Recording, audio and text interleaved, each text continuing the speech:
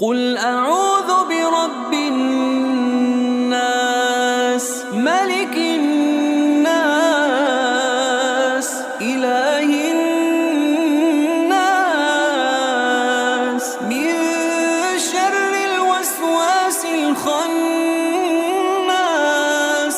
الذي يوسوس في صدور الناس من الجنة والناس.